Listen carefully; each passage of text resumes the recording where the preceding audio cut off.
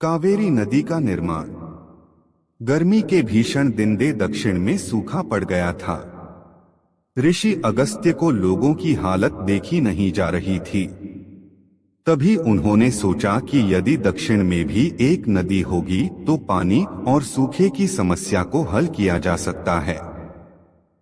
ऋषि अगस्त्य दक्षिण में रह रहे लोगों के हित के लिए एक नदी का निर्माण चाहते थे।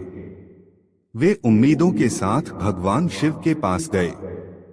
उन्होंने अपनी समस्या उन्हें बताई और उनसे प्रार्थना की कि वे उनका लक्ष्य सफल करने में सहायता करें।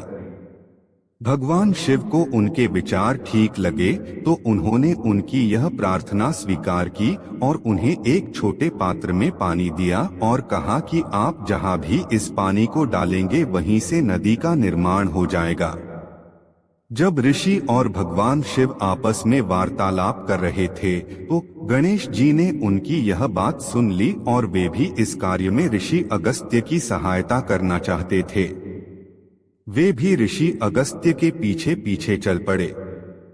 ऋषि अगस्त्य ने निर्णय किया कि वे इस नदी का निर्माण कूर्ग के पर्वतों के ऊपर करेंगे और वहीं से इसका बहाव होगा।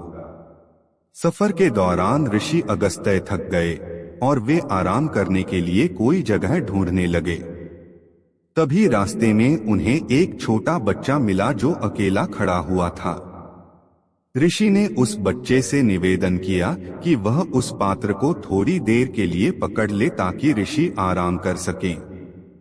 वह बच्चा खुद श्री गणेश जी ही थे और उस पानी का रहस्य जानते थे। और साथ श्री गणेश यह भी जानते थे कि वे जहां खड़े हैं वह स्थान भी उस नदी के प्रवाह के लिए उचित है, इसलिए उन्होंने वह पात्र वहीं जमीन में रख दिया और वहां से चले गए। जब ऋषि अगस्त्य वापस आए तो उन्होंने देखा कि वह पात्र जमीन पर रखा है और एक कौवा उसमें पानी पी रहा है। ऋषि ने उस कौवे को उड़ाने का प्रयास किया। वह कौवा उड़ता इससे पहले ही उसने वह पानी जमीन में गिरा दिया और वहां से एक नदी प्रवाहित होने लगी जिसका नाम कावेरी पड़ा।